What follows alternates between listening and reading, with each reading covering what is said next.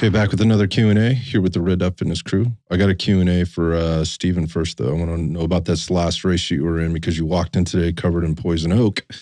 I wondered how that whole thing went down.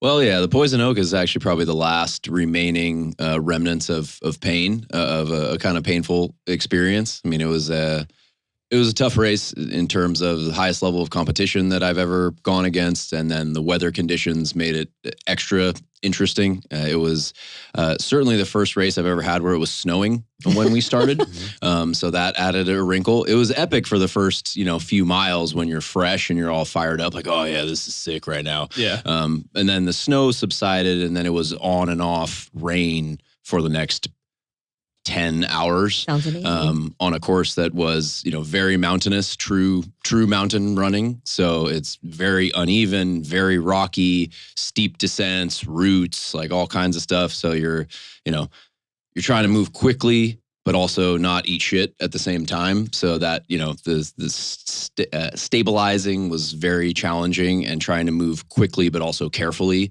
was definitely chewing up my legs a good bit. So did you eat shit at any point? I did not eat shit.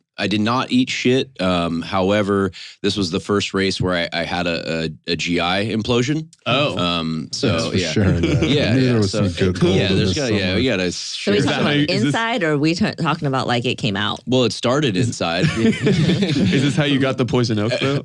No, I mean, it might have contributed to it. I think I was doomed to the poison oak regardless. But yeah, that is GI implosion, or your digestive system shutting down, is a thing in extreme endurance activities.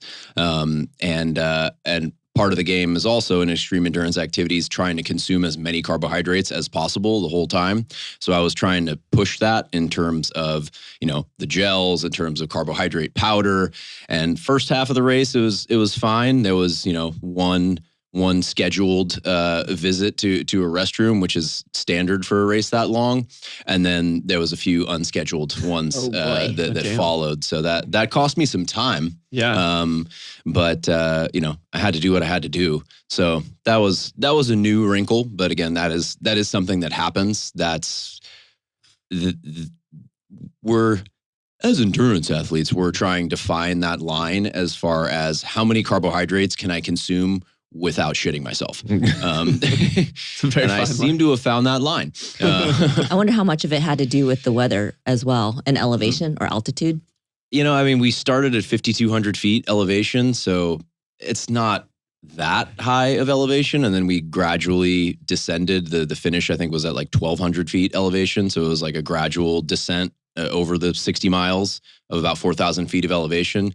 I wasn't, maybe that had something to do with it. I'm not totally sure, but I was trying to up the gel consumption. There's a specific gel that I like to use. Brand's called Martin. It's kind of become like the top brand as far as carbohydrate supplements or carbohydrate fuel for races. So I was trying to slam those, more frequently.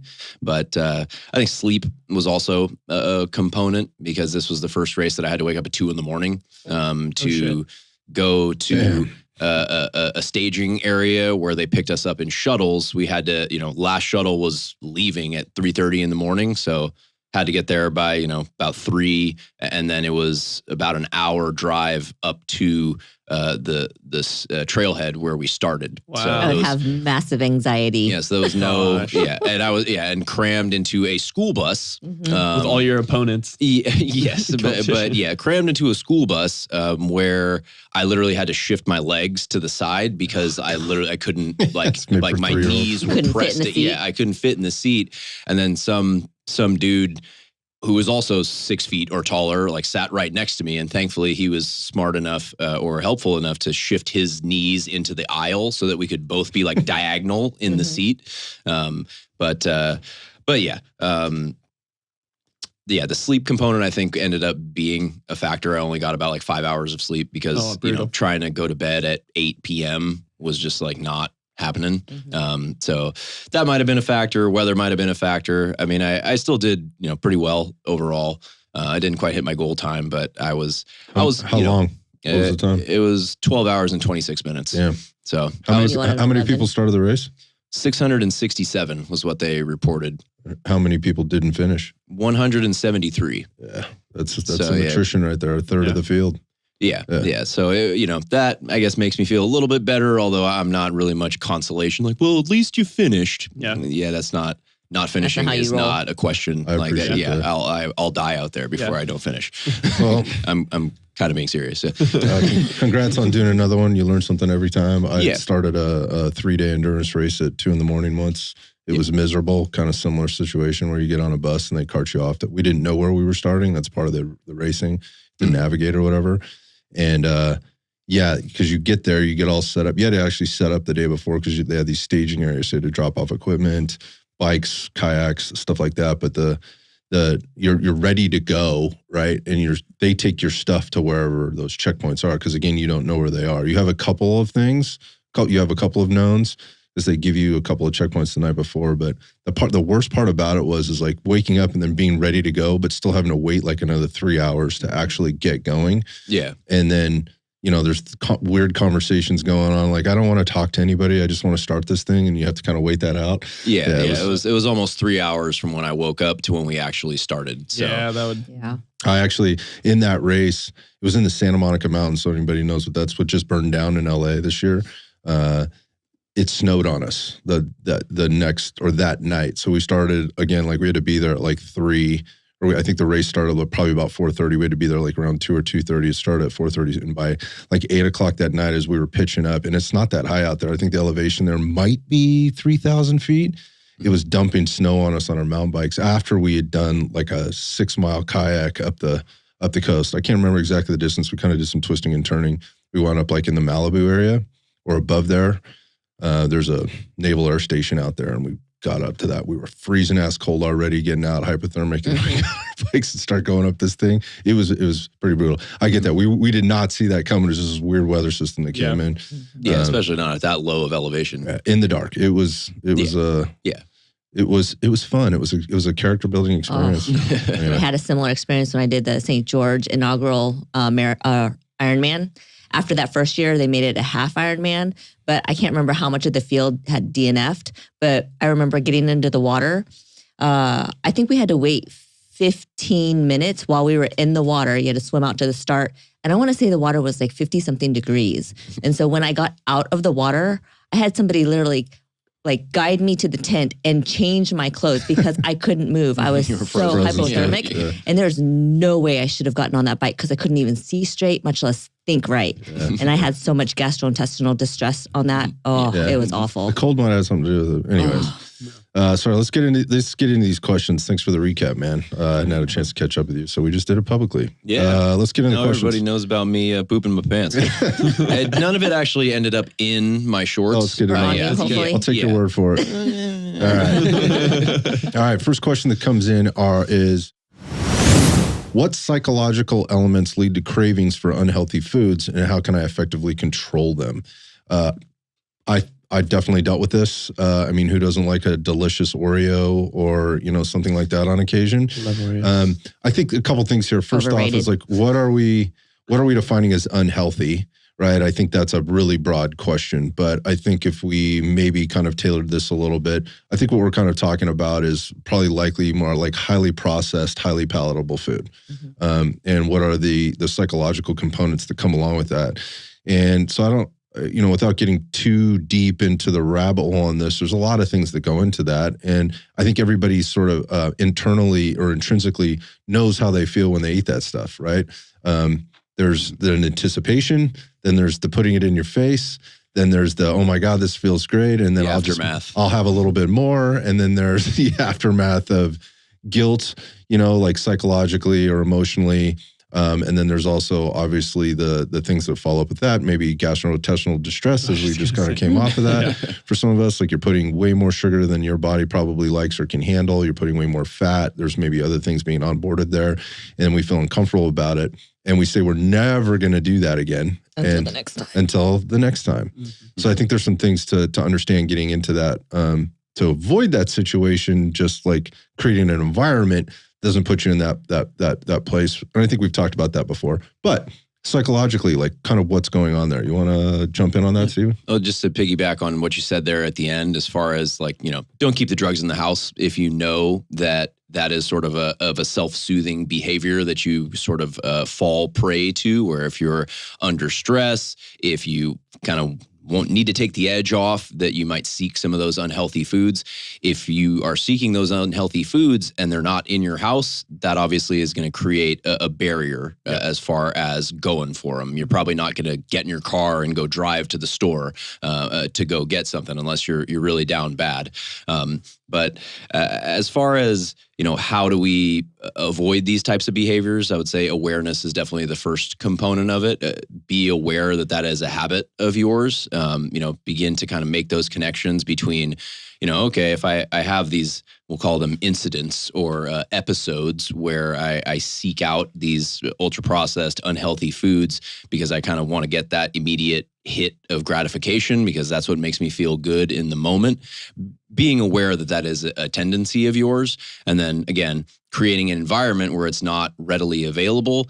And also thinking of alternative actions that you can take. Now I'm aware that this is a tendency of mine, that this is a habit of mine. Let me, number one, not have them available. And then number two, okay, let's not just leave a hole behind. What else can I use to soothe myself or to give me that, that satisfaction or gratification that you're looking for in the moment? For sure. Yeah. I think that's a really big one for success with this stuff is like substitutions.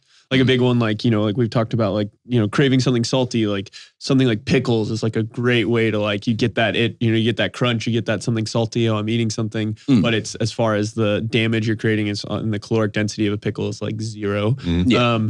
Or things like, the common, like, a Greek yogurt bowl with berries instead of your ice cream at night, like that kind of stuff. Like, I think a lot of people restrict, and that's where they really dig themselves into a hole because they remove these things, like you said, but now there's a hole versus filling them with things that are like less damaging or better or whatever. Yeah, so. If you just leave a hole behind, now you're anxious or you're, now you that could even increase the cravings. Like now I'm really like fiending for it because I have nothing to fill that gap. For sure. I think one of the biggest things that I notice for me individually, but then there is a hormonal shift for this is when you're lacking sleep, when your sleep is bad, the things that cause these cravings get ramped up because your body's like looking for this like energy and this stimulation and this thing to like keep you going. So I think that's a really big thing of like fixing the habits that don't get you into that place from the get-go. And I think a huge thing for me is sleep for the individual. So yeah. So we talked about it, or I kind of just put it out there, and that is like this hyperpalatability. These things are engineered. A lot of this stuff is engineered. And I think basically what turns on, when we talk about psychologically, we're talking about chemically, what's turning on all the reward centers, what's pushing all the buttons.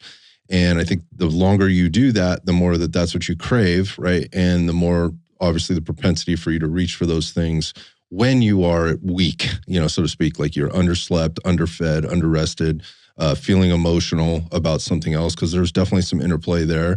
But the hormones get kicked on, right? The feel-good hormones get kicked on. And also things that are happening physiologically would be like your taste buds become used to this, and they get desensitized to certain levels of sweetness or saltiness or whatever else. So I think, psychologically, what you're doing is you're just trying to fulfill this need or this gap, right? It's like you mentioned, sort of like the drug. So I think the more people shift to more of a whole food based diet where they're eating things that are closer to the earth, that aren't processed, that don't have additives in them like sugar, extra sugars and extra salts and things like that. When you put those things in, like the alarm bells go off, like, oh my God, this is so sweet. And you actually have the opposite response. Instead of wanting more, you want less. Creates an aversion to it. Yeah, it does create an aversion to it. I mean, the sweet side of things, that's what happens to me. Like if I'm continually eating sweet things, then it's just easier for me to eat those sweet things. But if I've been off, if I've been sticking to the plan and, we're on pace for putting those things that are closer to the earth and a little less messed around with in our bodies, you get the same reward signals from the whole foods. Like I think you mentioned, like the blueberries and the yogurt, like you get a similar response, and you recognize that. And so, psychologically, it's also physiological, and people should understand that it's not just willpower, right? There are some serious things in there. It's like it's a drive, right? It's a drive that's natural for the body, and and scientists have figured out how to crack that code with food additives and things like that. And food manufacturers have figured that out, and they put that in the packages, and that's what's driving a lot of the poor behaviors, which again impact willpower when for those that are already low on it, that don't have it. So yeah, I think that's all solid advice. And what you end up getting sort of at the end there is some of this is psychological, some of this is just an internal. You have to have an internal meter to resist the stuff, but the ways to set yourself up to not have psychological battles with these, these types of foods. Again, this highly engineered stuff that you're putting in here is to try to eat as little of it as possible, and understand what the downsides to it are, and what the downsides to those things are when you are sort of desensitized to the things like we talked about, again, the salty, the sweet type stuff, is you tend to overeat them. Because usually these things, and like you mentioned, the pickle, right, not calorically nor nutritiously dense, right? But when we're starting to put in these other foods, they are very dense in calories in general. Again, they're putting all the things in there that turn on all the reward centers, and we tend to overeat them. So when we say the word unhealthy, I think that's a broad statement, like how much of whatever are you putting in you, and what other behaviors, psychological, emotional, and physical behaviors does that drive for you?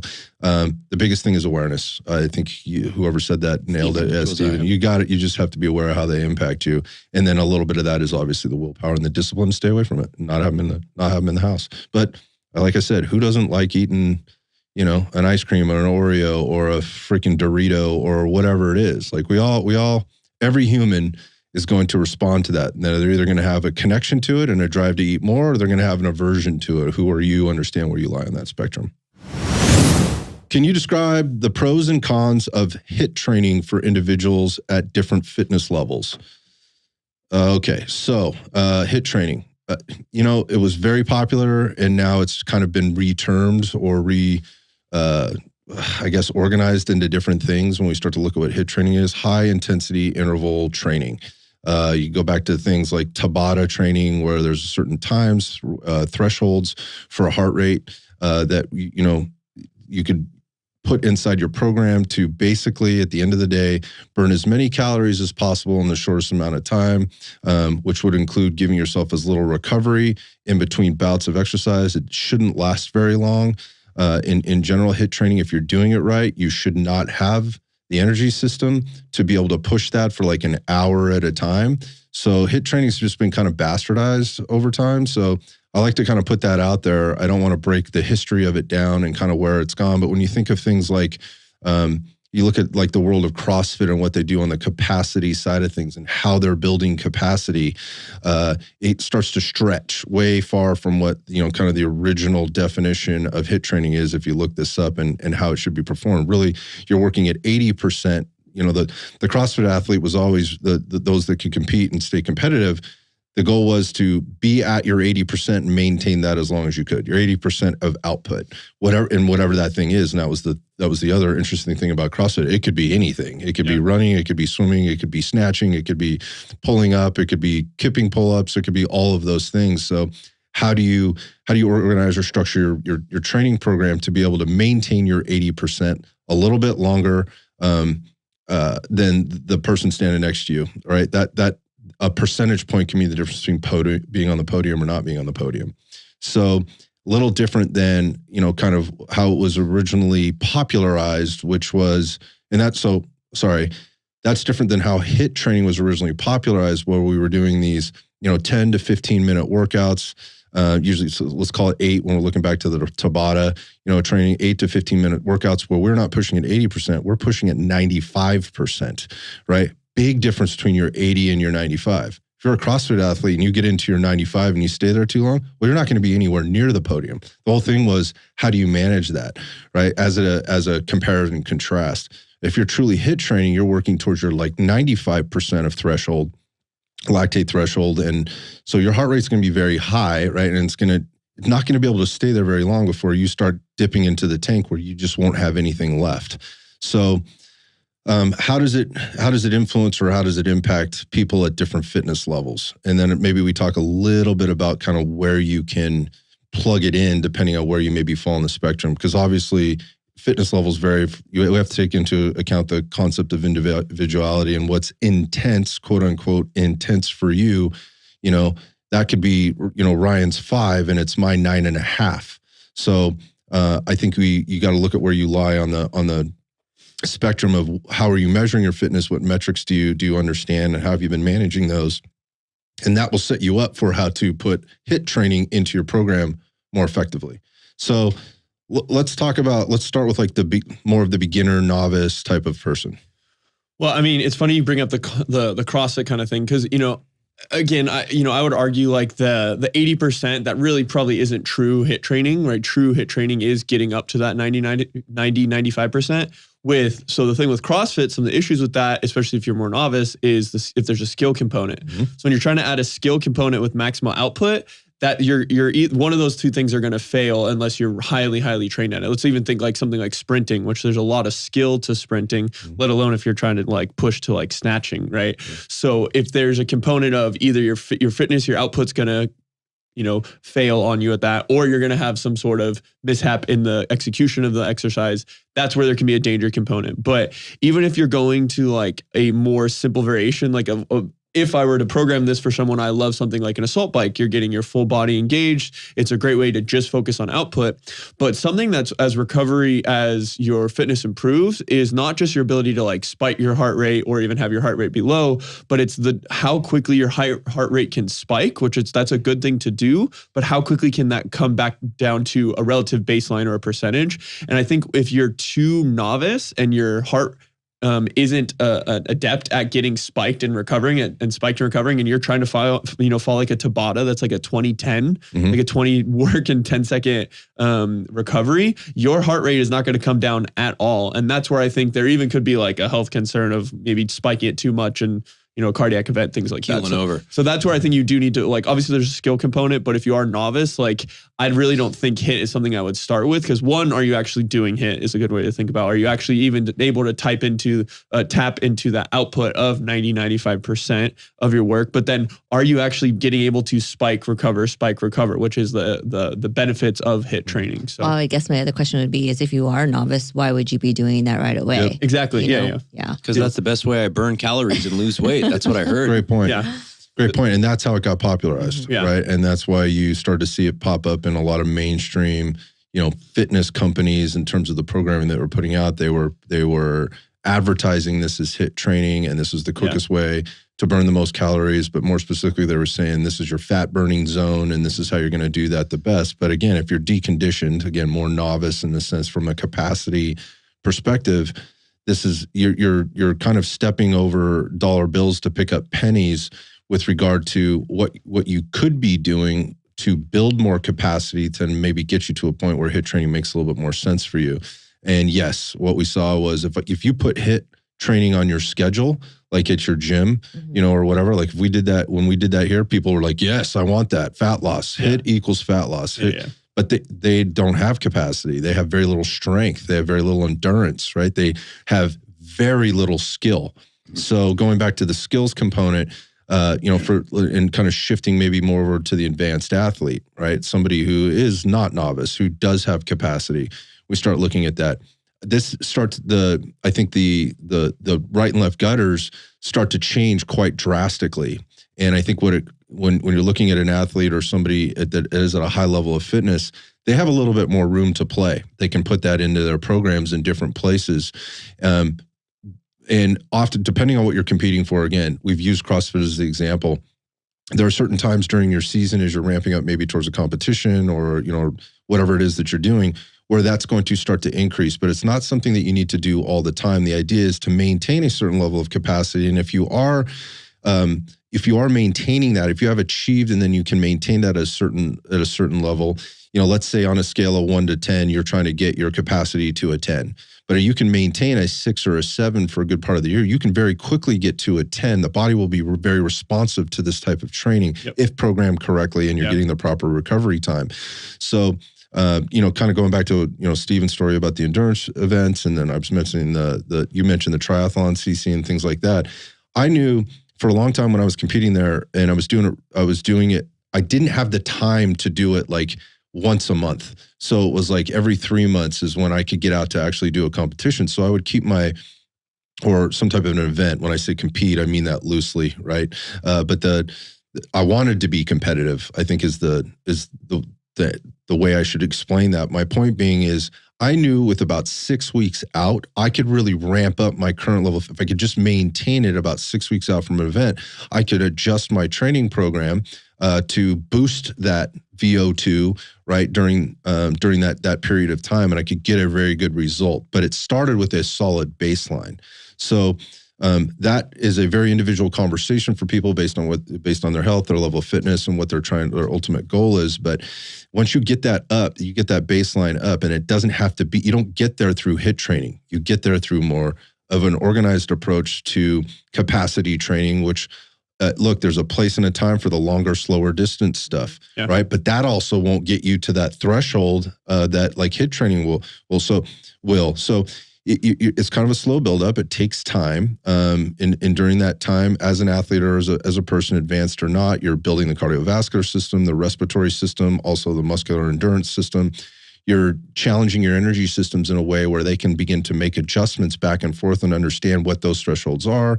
You will too. You can use things like heart rate monitors, and you can measure your HRV, which is what you were kind of talking about. How's that that time to recovery, not just during the workout itself, but in between workouts.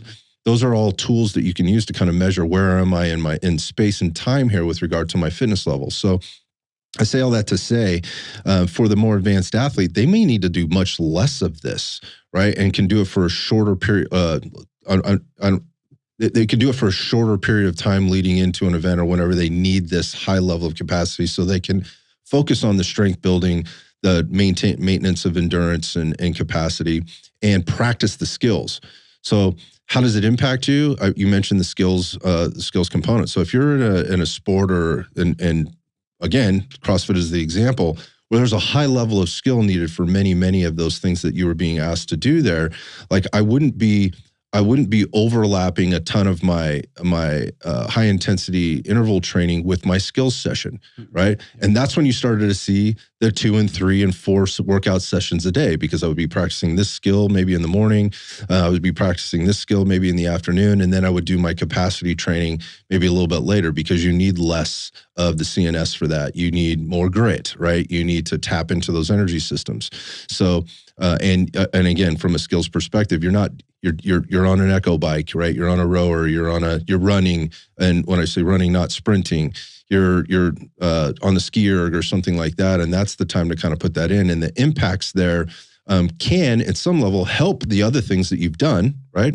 If you got a good, throughout the day and throughout your workout program, if you got a good organized program, it can also help with the recovery of that. So, but it needs to be carefully planned. So I think the question in itself is very broad, but we've kind of maybe painted a picture of how the more novice person would be, should approach this versus the more advanced person. Yeah, and I think to kind of connect those two, like, and this goes with strength and output and other types of fitness, but basically, like, what separates the novice from the more advanced person, like you're saying, is they kind of slowly build up this base, and it slowly gets higher and higher and higher.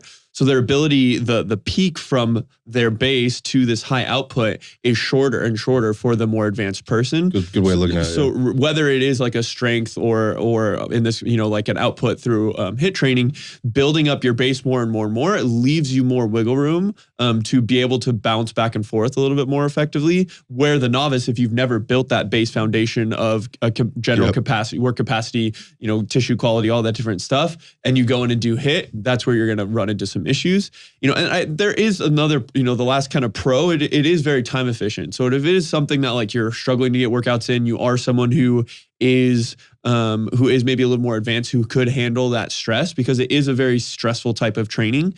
It could be something that you could add in to get a little bit more work in. And that is one of the benefits of it, but you do need to monitor that it is, like I said, it is a stressful, even from like a hormonal response, how your body's recovering, how your CNS is handling it, that if you do it 3 days a week, that's probably not a good idea. But if it's one way to like add in one extra session because you don't have time to go, sit on the treadmill for an hour plus, like that can be one of the pros of it if applied correctly. So. Yeah, I love the peak and valley example there, and how far the person with the low level of fitness has to get there, and how long it'll take them to get back. And so it isn't efficient. But look, if your goal is to simply burn as many calories in the shortest period of time that you can, again, that's how everything ends up getting boiled down kind of in the fitness industry. HIIT training is a great place to go. But if your goal is to build capacity, that is not something that happens in three standalone HIIT training sessions per week. There are other layers to this. There are levels, and building that longer term capacity takes time. So don't be in a rush to get there, because you'll get way more out of your HIIT training as you build that base and you have that platform to work from, and you'll notice the result that you're looking for. What should I consider when moving to a plant-based or vegan diet to support my fitness goals? Dude, we've had this question before. And I always kind of like, okay, so somebody's wanting to move more towards plant-based. It's actually something we deal with quite a bit here culturally, in our Red Dot Fitness, just with a lot of the clientele that comes in. So it's something that we probably have quite a bit of experience with, and have had that over the years. So we've seen all kinds of different stuff, but moving to more of a plant-based, or vegan based diet. That's a Freudian slip. Yeah. That wouldn't be my choice for a few reasons, which we can talk about a little bit. But at the same time, I think it's totally okay for somebody to do that. We've worked with all kinds of people that have gotten great results and are very healthy and eating plant or vegan based. Couple things to consider here as you're thinking about that. If you're moving more to that, I think the big ones that come up are total protein consumption, when we know that is and again, we have to kind of define what a person's goals would be or whatnot, but let's just, I don't think there's a lot of debate. Protein's important, right? And getting the proper amount in is very important. And then obviously the quality of that protein is equal or more important to the whole in terms of staying healthy, right? Being fit, losing weight, building muscle, or maintaining muscle. And so again, we don't need to make an argument for all-cause mortality, muscle mass, strength, and all those kind of things. It's been done a million times. But when you're moving there, that's probably a primary consideration, is where are you going to get your protein from and how are you going to get it? Steven, you want to weigh in on that? I think you hit the nail on the head there, as far as that's kind of the obvious consideration is on a plant-based diet.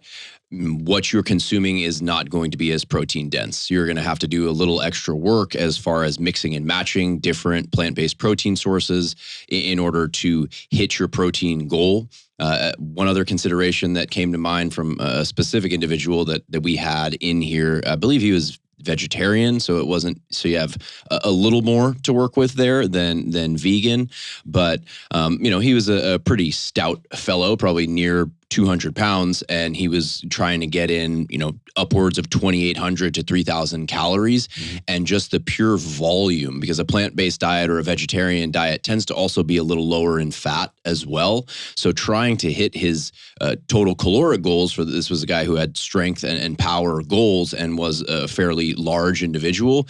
He had to eat such a volume of food. He was telling me about like his dinner took him like an hour just to consume it, just to put fork to mouth. Took him 45 minutes to an hour. So that's something to think about as well, is not only the protein side of things, but also how am I going to get in the total calories that I need when most of the food that I'm eating is of a lower caloric density. Yeah, I think so. Couple downstream effects of that almost happen almost every time. One is when you're putting in that much more volume of food and you're moving into this, if this is your desire, putting that much more volume of organic matter into your digestive system is likely going to take some time for your body to adapt to. He had the farts. It's going to be hard. Like your body, and again, how does that impact the gut biome, right? So you've been putting all these other things in, now you're putting in this, maybe now you're onboarding more fiber, you're more cellulose. There's different types of carbohydrates that are now coming in there. Your body will take some time to adjust, and this could cause discomfort. It could cause, changes in terms of your appetite and just the drive to eat, on top of not having, again, sitting down and having to consume all this just in and of itself.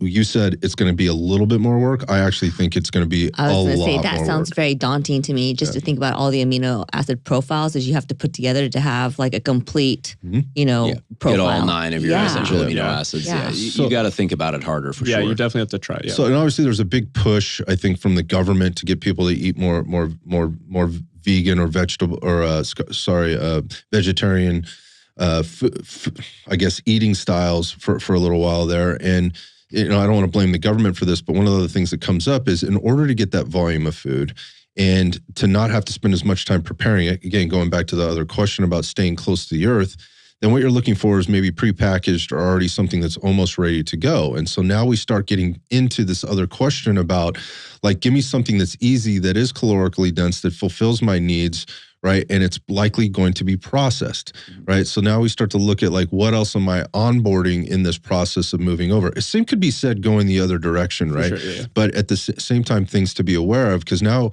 before there was a vegetarian section, but now we have all of these things that we have to kind of navigate through at the grocery store. And look, 10 years ago, there wasn't nearly the amount of access to or availability of the vegan or vegetarian options that exist in the frozen food section, the refrigerated food section, and even in the on the aisles with regard to, and I'm talking about like stuff that is perishable at some level that has to be refrigerated, to the stuff that's on the shelves in the middle aisles. So what you've seen is this huge explosion of these types of foods, hyperpalatable, and all the same things now occur. Like, am I overeating things? Am I undereating other things? What types of cravings am I having, and how does that drive what I'm trying to do for my health and fitness? And I think, like, with that, there's some considerations as certain of those things, like, if you go to like a Beyond Burger that has like 20 ingredients in there just so they can make it molecularly to, have that macro profile that they want. So that's the thing to consider, or flavor or consistency or appearance of meat. How do I make this gray mush actually palatable? And I think, yes. Tastes like beef. Yeah. I think there's one other, and I've had this with a couple of my clients who've been vegan or vegetarian, of also monitoring there's certain vitamins, minerals. And like a big one I know is like B12, which that can lead to like you feeling very lethargic all the time. So I actually had to have a client go to the doctor and finally be like, hey, you need to get this checked out, because she was just low energy all the time. Even though we were tracking her macros, she was eating enough. So that's a consideration. I know there's a couple other things. Yeah, some mineral deficiencies that can come up there. Zinc, iron. There's a few, kind of common deficiencies that can occur with vegan diets, especially. Again, with vegetarian, at least if you're getting in some dairy, you're getting in some eggs, you're getting some of what you're missing. But if it's, hardcore vegan, absolutely no animal-based anything, there is definitely a likelihood of some deficiencies there. Some will argue, okay, we'll just plug the supplement in. Okay, yeah, that could be a potential option, but some people don't want to plug supplements in. Some people want to, stay as close to the earth as possible and, minimize these sort of exogenous helpers, but you may get to a point where you need that plug. Yeah, so this question came off of the Carnivore episode that we just did a few weeks back, and like I think it's fair to compare and contrast, because on that side we talk about the same things. We talk about getting too much of some things, and when planting a flag there versus vegan or vegetarian, right? In the same way, like, what are we doing with our saturated fat? What might we be missing on a vitamin mineral profile? How might this challenge you in terms of the volume of food that you have to eat? How might this challenge your gut biome? How might this challenge your digestive tract or tract when you're starting to move that direction? So they're very similar in that way. Again, it's different strokes for different folks. You can kind of do whatever you want here, but the question I always ask is, why are you moving there? If this is a moral or ethical type thing, like I have no arguments with any of that. Like, if that's what you want to do. If you think that this is the best plan because it gives you the best chance of success from a weight loss perspective, because your buddy did it and he lost a bunch of weight or whatever, I would have questions about that. I would just want to know more so that we could work with somebody and give them some more specific things. So things to consider. But funny story, I was, there seems to be again, we talk about planting flags and these tribes that are vehemently opposed to one another at so many levels, and cherry picking research to find to find the things that support their camp more than the other. I was at the dinner table the other night with a bunch of meat eaters last week. I was in Texas, and I was sitting there, and you know how they have the food runners that come out to the table. So we were in it's a fairly nice place, not too swanky, but it was nice, and everybody had ordered steak or pork chops or whatever else was sitting there, was coming to the table. And one of the food runners came out, had the table wrong, and it was an Impossible Burger that came to the table. And the same way I've watched vegetarians or vegans have a total aversion and an emotional meltdown about meat being brought to the table, there was a guy at that table that absolutely lost his mind, right? So I thought that was funny. Like, look, it's the same on both sides, right? Yeah. On what he just is like, God, get that thing out of here. I can't believe you would bring it. I was like, bro, calm down. This is freaking. The guy made a mistake. He made a mistake or whatever. But he lost it. So, again, like, why are you making your decision? I don't know the answer to that question, but I think it's fair to compare and contrast. Again, we talked about carnivore, we talked about vegan and vegetarianism, and kind of where things lie. I would just suggest, move into it slowly. Here's the last advice I would give you: move into it slowly. Figure out what's working for you. Track so you see where things are coming from. Find the foods that are kind of a few at a time. Start to introduce those, so you're not going all the way to one side and then not knowing how certain things may affect you, certain grains, certain vegetables, right? Certain oils that you may be using. Because if you're throwing the whole kitchen sink at it at one time and you're feeling uncomfortable, then you might want to, I think this happens a lot. People have an emotional response to that, right? An irrational response, and they go all the way back the other direction. And it's like, I tried vegan. Fuck that, man. I'm going straight to carnivore. Oh, that doesn't make a lot of sense. Like, fuck the animals. We've seen it all the time. We've seen it all the time. So a lot of the folks that, that preach on one side or the other were on the opposite end of the spectrum. Yeah. Some of the most. Yeah, and then they use their anecdotal evidence from their personal experience and project that onto everybody else. This happened to me, so this is what's going to happen to you, when that's not necessarily the case. So keep that in mind when you're going through this stuff. And so for people listening out there going, dude, never, like, just keep in mind there are different folks out there that do things for different reasons. So don't get too emotionally charged up about that stuff. I know Steven's going to love this one because it's coming up a lot. These questions about intermittent fasting. So in what ways do different types of intermittent fasting influence fitness and weight loss? Dude, I feel like we've covered the weight loss side of this so many times. In general, I will just make the high level statement. Usually when people onboard intermittent fasting, they go into a caloric deficit because they're just simply eating less food. That is generally what's going on there. So there's no magic to intermittent fasting in that sense in terms of weight loss. It doesn't speed up metabolism. It doesn't, speed up fat loss or fat metabolism or anything else. The fat loss that you generally see from people is included in weight loss that's occurring, whether that's from lean tissue and fat or just lean tissue or just fat. Whatever, it's coming because we're in a caloric deficit. So that's kind of where I want to leave it on the weight loss side of things. Let's talk about the fitness side of things and how intermittent fasting can impact your fitness and I think more specifically your performance. Yeah, I would say the fitness and performance side of things maybe hasn't been bludgeoned to death quite as much as the weight loss side of things. Yeah. And I think, it's intermittent fasting. So I would say that timing is going to be the biggest component there as far as where are you fitting in your workouts, or if you have to perform athletically, your competition, your event, where are you fitting that in relation to your fasting windows versus your feeding windows? So, some people struggle to work out fasted. So if you are, say you're doing the kind of typical 16-8 schedule and you don't eat until 1 o'clock, but you need to get in a hard workout at 7 a.m., how exactly are you making it through that workout? How are you performing in that workout? Or,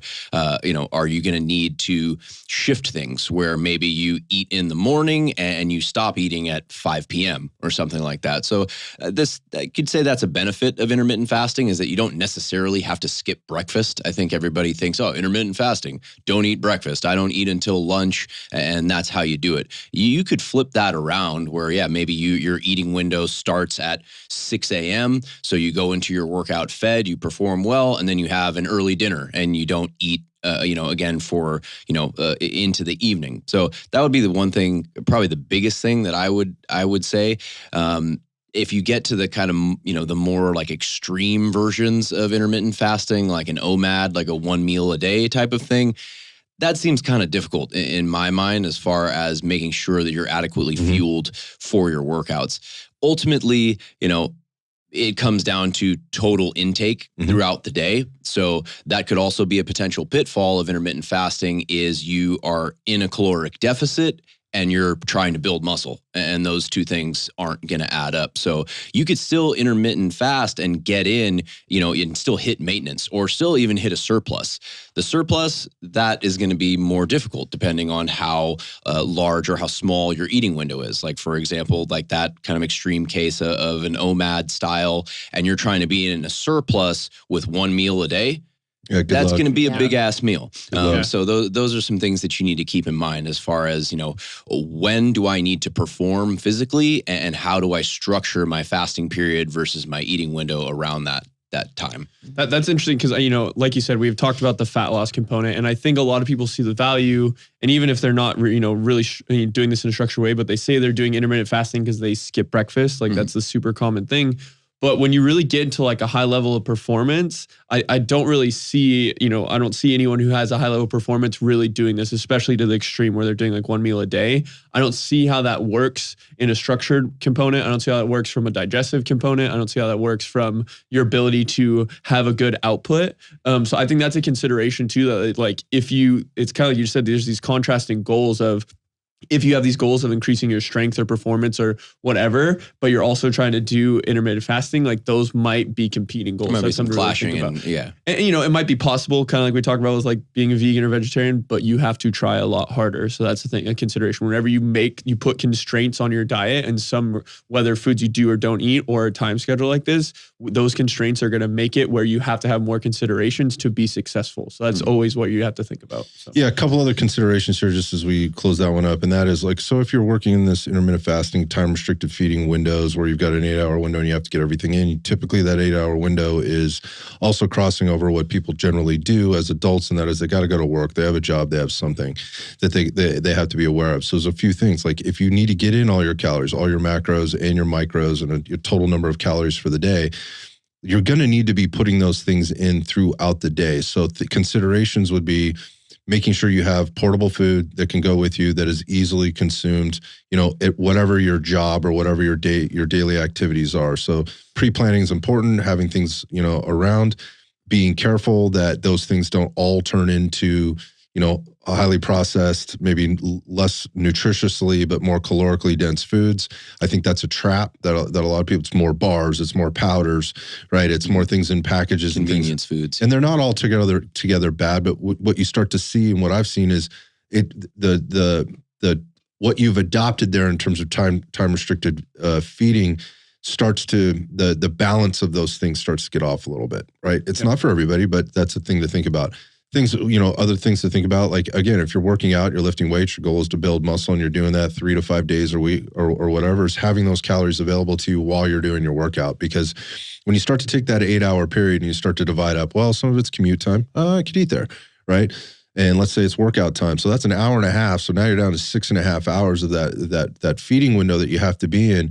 Having calories to onboard, maybe in a liquid form, again, that's your protein, maybe a little carbohydrate powder or whatever else, or a bar that you're able to slam in between sets or something like that, while at the gym is a good way to kind of make sure you're meeting your needs across the board, throughout the day. So again, for some people, this can be really convenient. And for some people, it's just this weird connection with weight loss. I want weight loss, right? I want weight loss. One meal a day makes good conventional sense. Well, if I'm only eating one meal a day, like I'm eating and I'm getting I'm getting protein and it's protein heavy for that, but I'm still not meeting my total need. So going back to the time restricted feeding and how it impacts you in your fitness and as an athlete is, do you have a sense of what that is? And is this realistic for you, right? Before you've planted your flag and gone, because I do this, I should get this result. So, stepping back, if you've adopted this and trying to understand, am I getting all the things that I need in? Because here's the thing, like, and again, with time restricted feeding, intermittent fasting, I started this with the weight loss conversation, not wanting to handle that, but that's usually where it goes, right away, is because once I get into that caloric deficit, right, and I've shifted to this, and maybe I've adopted an exercise program at that same time, because that's what generally people do a lot, is like, hey, I'm going to start eating better and I want to start working out. So now you've upped your caloric output as well as decreased your caloric intake. And what happens?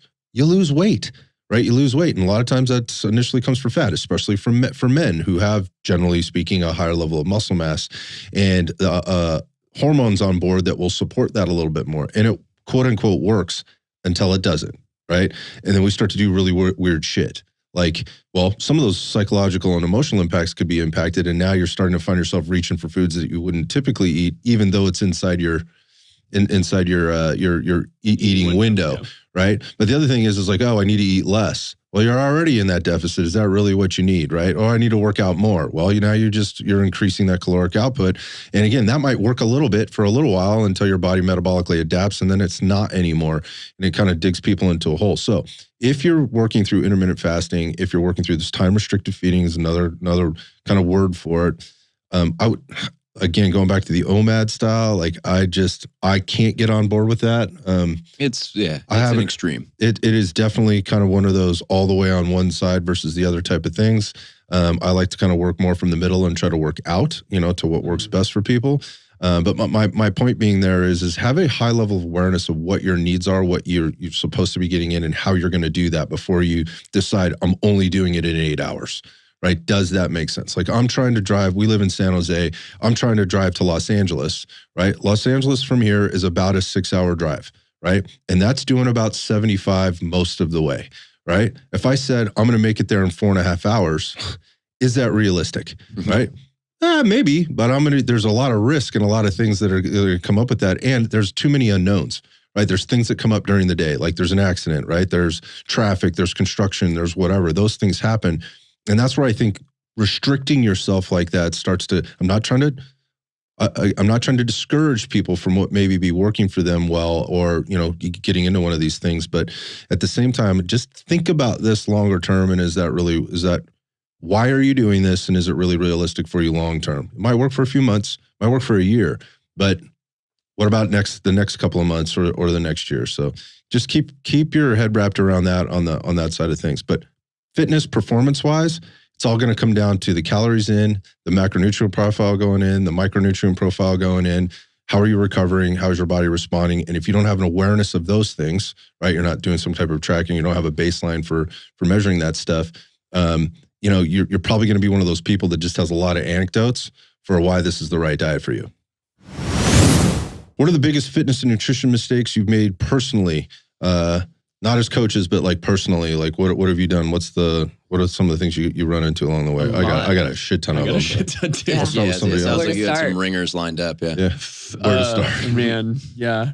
I used to think it was funny. I used to be so tight. It's funny because I've kind of become like a mobility coach, but I used to be so tight that, and I would think, and this is when I first started lifting, I was like, feel how firm my legs are, like my arms are, things like that. But when you're mobile and you're even a muscle that's very low body fat should still be kind of soft a little bit, should have some play. And I was just so rigid and tight, and I was in so much pain and so inflamed all the time. And really, that was my style of training. But that's what I just did. No mobility training, no stretching, nothing with range of motion. It was just all lifting. What about the nutrition side?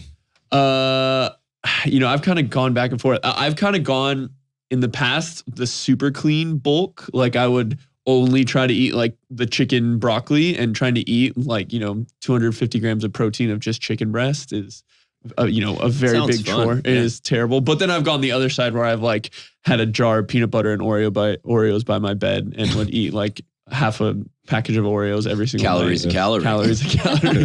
I've got the very extremes of both ends of that. Yeah, if it fits your macros. If it fits my macro, eating 4 doubles a few times a week. So. Yeah. From a fitness perspective, I think the biggest mistake I made as I started to get older was constantly reaching back to and wanting to and comparing myself to my previous self. Yeah. And thinking I should still be doing that, not really taking into account what my goals probably should be. I had a lot of success at certain periods of my life during certain things, and it's very easy for people, including me, to kind of reach back and go, hey, this worked for me before, that's what I should be doing again, without taking, stock of all the things that are in front of me and behind me, right? Where am I now as an adult?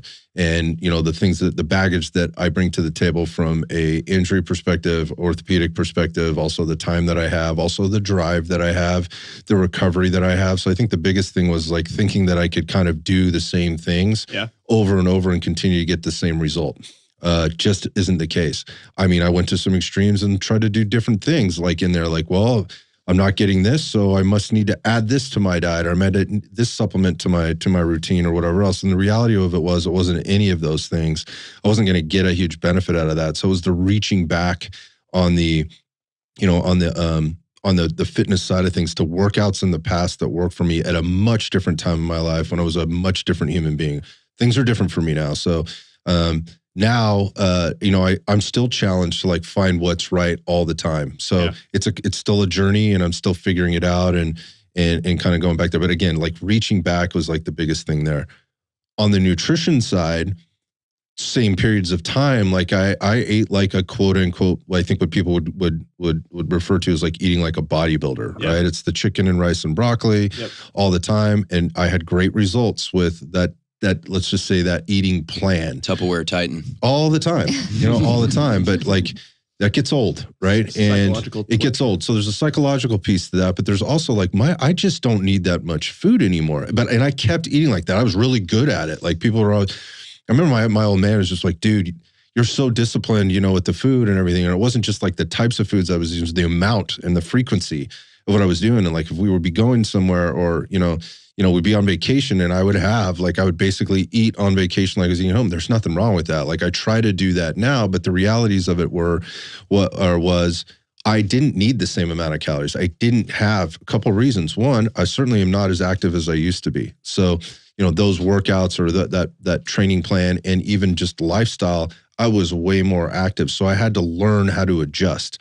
And that was tough because there's psychological and emotional components to, I'm not eating enough. Like we hear that all the time. You got to eat big to get big. Like I was trying to maintain muscle mass. Like how much, if I stop, I'm going to lose all the gains, right? If I don't eat this way. Again, so it's a little bit of reaching back and just kind of trying to be comfortable in this set routine and not recognizing that oftentimes you're going to have to make adjustments, and you have to be open to doing that. And that takes time. And I didn't like that. I got really impatient with, I'm not enjoying this work, like this part of the process, I guess is the point. So not respecting process of change, particularly on the nutrition side of things, and how long that takes relative to the fitness side of things, right? You can get a relatively immediate result from the training, especially if you have a good base from the training that you're doing, and notice like, oh, my VO2 is up, or my strength is definitely up, or my endurance is definitely up, and I'm seeing this, or it's down. So if I make this adjustment, I know how to do that, and it'll immediately correct it. I can see it in days, right? Not weeks and months. So I think like not having patience, but then also not seeing forward that like there are going to need to be changes made in your life over time. And I think, at my advanced age now, I'd probably do a better job with that, but it's still a challenge, still a struggle. But yeah, you're not the same dude, Scott. Like you cannot keep doing that, right? Yeah. You can't keep doing that. And don't make yourself miserable trying to do that, right? Two things. You feel miserable, like you're psychologically, you hate it, and you're not getting the result you're looking for. Like, dude, don't be an idiot. Like make some changes and be okay with that. CeCe, I'll throw it to you. Yeah. Let's see. She got a list in her phone. What are the biggest fitness and nutrition mistakes? The biggest fitness mistake, I would say, would be the lack of awareness or appreciation of strength training with regard to the fitness journey. So I think I've been on both ends of the spectrum where, all I did was cardio, and right now all I'm doing is strength training. And so trying to find that happy medium, but understanding the benefits of strength training and how that's going to maximize what it is that I want to do in the end, which is just to overall be healthy and strong and be able to keep up with the kid and be able to go and do things on the weekend, physical activities that I want to do. So I think, as far as the fitness thing, not incorporating strength training sooner. Mm-hmm. As far as the nutrition, I would say biggest mistake would be not increasing my protein sooner, right. And having that awareness as far as of my macros, understanding how important carbohydrates are in performance or for performance, as well as then getting enough protein for protein synthesis when it comes to the strength training and the recovery, especially when I was doing long, slow distance types of training. There was a period of time where back in, I think it was the 90s, it was the whole fat-free, Oh yeah. right? And jumping on board with that, trying to regulate my weight, purely weight on a scale back in college, and going that route and seeing what it did to my body and what it did to my metabolism and those types of things. And then also trying to add in performance on top of that, which was miserable. And so I would say, yeah, understanding macronutrients, understanding the benefits of carbohydrates and the benefit of protein. Yep.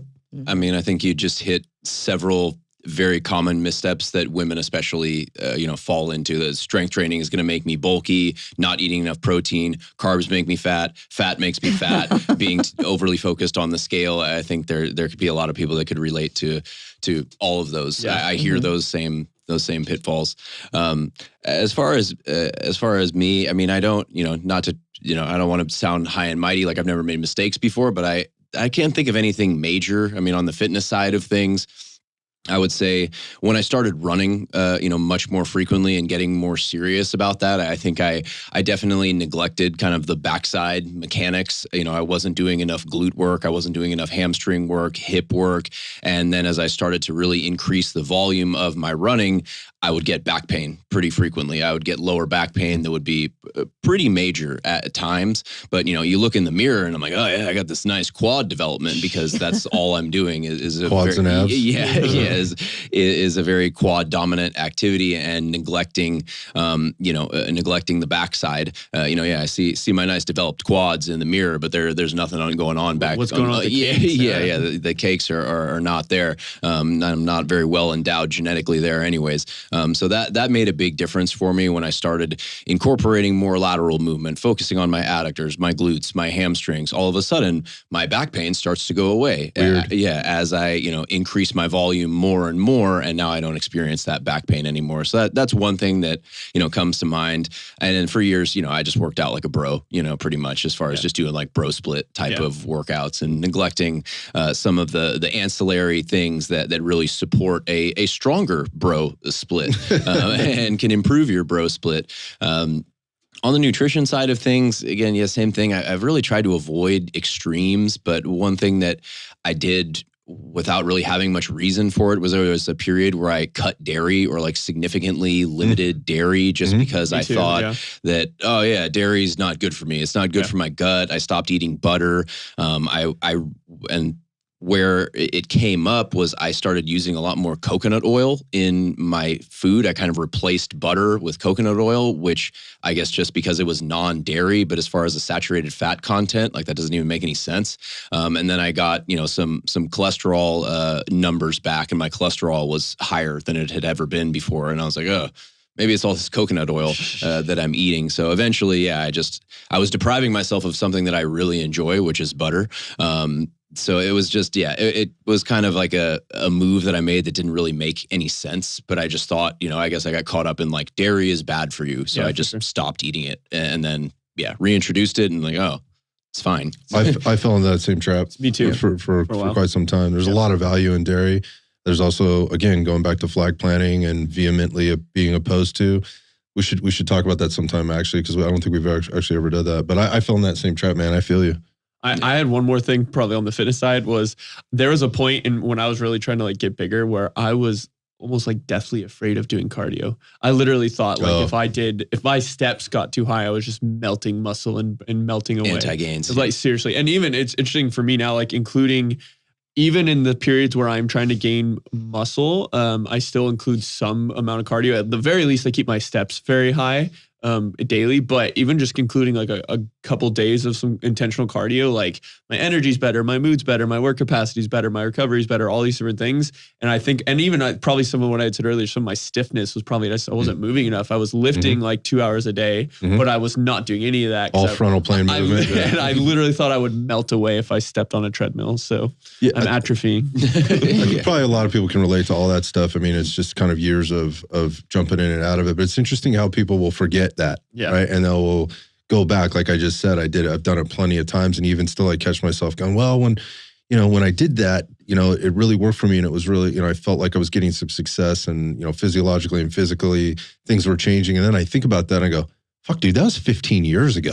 Like, and what's happened? What have I accumulated over 15 years of not doing things I should have been doing and doing things that at the same time doing other things that I shouldn't have been doing. So, reaching back. So anyway, I think everybody's got to make those mistakes. But I like that idea of maybe talking about dairy because I think people have a really but dairy's gotten a bad name. And look, there are some things that you may or may not need to be concerned about. But that's definitely an interesting concept for the future. I'd say we close up by ending here and then talking about when we do the dairy podcast next.